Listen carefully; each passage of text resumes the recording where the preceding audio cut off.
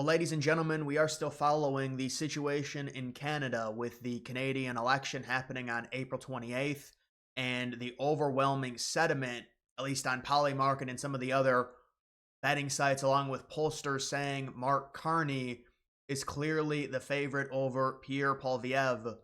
He's got around an 80% chance. You can see 78 to 22.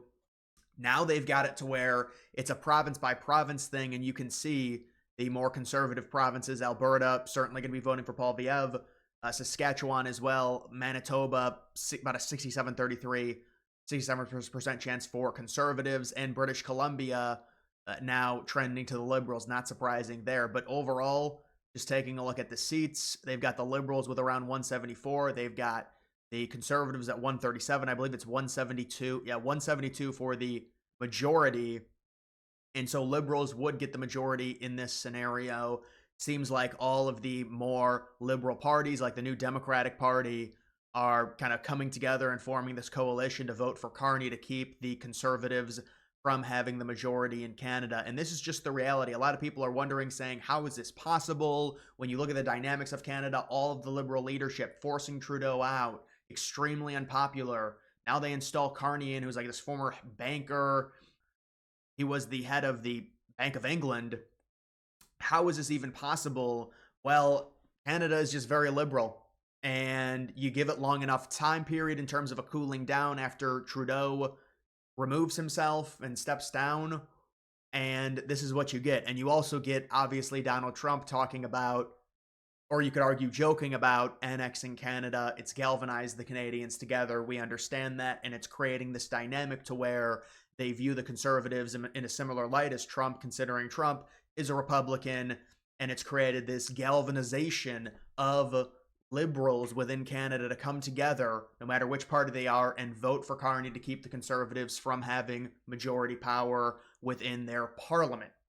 And so how does this all play in terms of the dynamic of Western separation within Canada? Because that's what we've really been focused on. It's Alberta, it's Saskatchewan.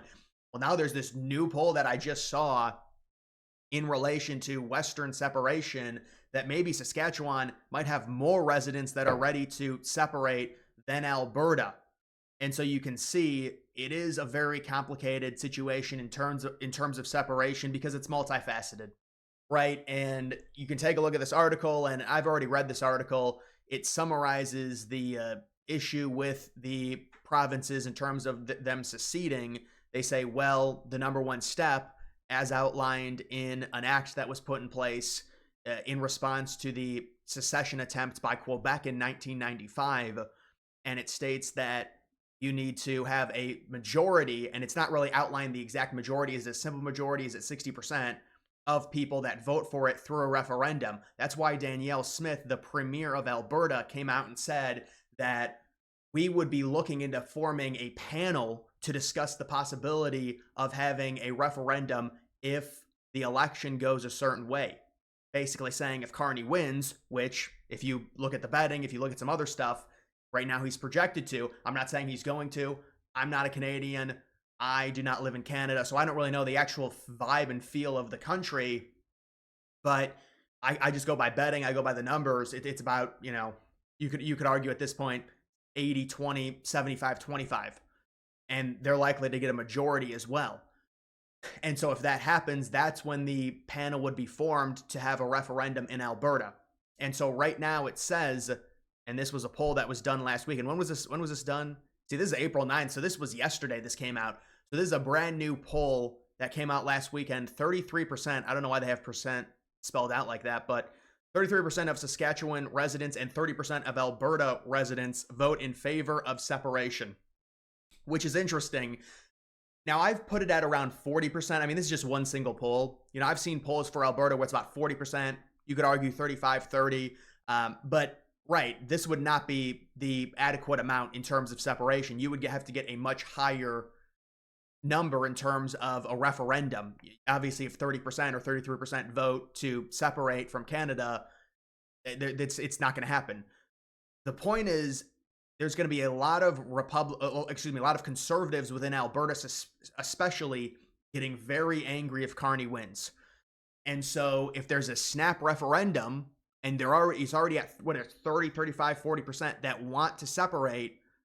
That number very likely will increase. Now, will it increase to 45%? Will it increase to 55%? Will it increase to 60%? Will Trump offer negotiations with Alberta to say, we can offer you X, Y, and Z? Your taxes are going to be lowered. You're going to get better military protection. You're going to get a 1-for-1 exchange rate. We're going to give everyone $2,000, something like that, as a credit for joining because we want your resources in natural gas and oil. That's when the negotiations begin, not just with Canada, because I would imagine Canada does not want to lose Alberta because of the amount of resources that Alberta has. And I mean, Alberta and the western provinces subsidize the eastern provinces through the Equalization Act, and they lose like billions of dollars every single year they have to give to Quebec and to other provinces in the east, like Newfoundland, Nova Scotia, and things like that. So when you look at this situation, you wonder, what is the scale in terms of, if it's at 30% right now, does it go to 50%? Does it go to 55%? Does Trump jump in and offer things to potentially push the percentage up when you're talking about a referendum to leave Canada? And then it becomes down to the negotiations with Canada themselves. Do they get rid of the Equalization Act? Do they try and put in certain stipulations that make it a better environment for the people of Alberta so they don't lose the province and all of the resources that come with it? These are all dynamics that are going to have to be worked out. But yeah, I mean, they talk about, well, it's very hard for them to secede and to leave. The question is, when you look at this act and you understand this, if they vote to leave, if it's like 60%, they want out, can the Canadian government do anything about that? Does it go to the Canadian government? Do they have any power over it? Do they offer the people of Alberta anything? Because I've seen both sides of it where it says, well, no, the Canadian government has to agree to it. But then I've also seen, based off of this act, to where, no, if they vote to leave, they can just leave through a referendum. And there's going to have to be negotiations in terms of leaving. But it's just interesting in terms of, if Alberta goes, the thought is, if Alberta goes, then Saskatchewan would go as well. And it's kind of funny that Saskatchewan, at least according to this poll, has a higher chance, at least more percent of people willing to separate from Canada than Alberta, which is just one single poll. I would imagine if you did 10 polls with both of these provinces, Alberta would be around 35 to 40% right now want to leave. Saskatchewan would be a little bit lower. Saskatchewan, in my opinion, would follow Alberta in leaving. And then that's where, because right now, Trump hasn't talked about Alberta once. And maybe he'll never talk about Alberta. We don't know.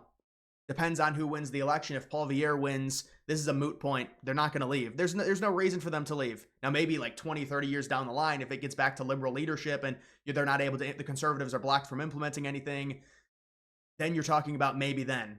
But for immediate secession, you need Carney to win. There's no doubt about it. And so that's where the dynamic comes from. But Trump hasn't even mentioned Alberta. Trump's not really talked about Canada in general recently. And there's also the free trade agreement that was originally signed, the North American Trade Agreement in 2020, that now Canada says they want to renegotiate with the United States. But, I mean, obviously there's no rush to renegotiate that because of the current situation in Canada with the election upcoming. When the election is over, let's say Carney wins, then you're talking about maybe things getting put into place with a lot of people in Alberta and Saskatchewan, the two more conservative provinces, being very upset and potentially having referendums to where, if you are Trump, then you could start luring these people and saying, we're going to give you a significantly better living situation in terms of less taxes. You're going to keep your health care. You're going to potentially get a credit from the United States because we want your province because of the resources that are within it. And we want more of a foothold in the North. And so all of this could potentially happen depending on if Carney wins. But there's multiple layers to this. Carney has to win.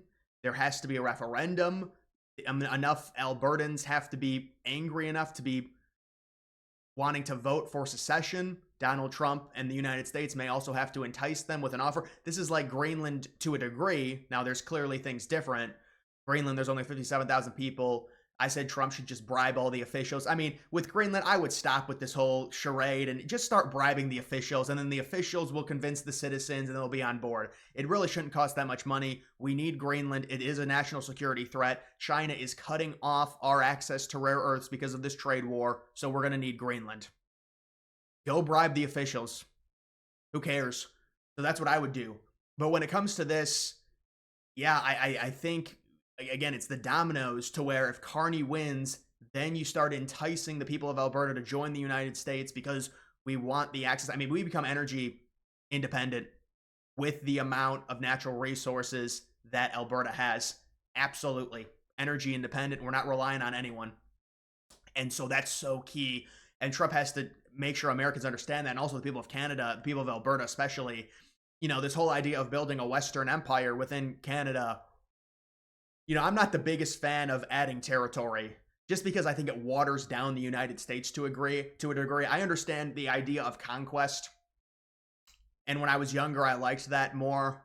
I mean, to me, Greenland is so different, though. People are so just in the dark about the situation within Greenland and just how small the population is. And it really is just for control of the Arctic. That's it. This is not a crazy takeover where we're going to have these millions of people under American rule and we're these big bad fascists. They're just not understanding the situation at all when it comes to Greenland. But when it comes to Alberta, that would be the Canadian citizens within Alberta would want to join the United States. We're not going to take over Alberta. It would be them being extremely upset about the result of the 2025 election and saying we're done, we're sick of it. This has gone on for multiple decades with liberal leadership and we are over it and we're done. They want to get in bed with the EU now. They want to do a partnership with them, and the people of Alberta are angry. The people of Saskatchewan could follow them as a next step after Alberta secedes. And then maybe you'd be looking at Manitoba, but I think that's unlikely at this point.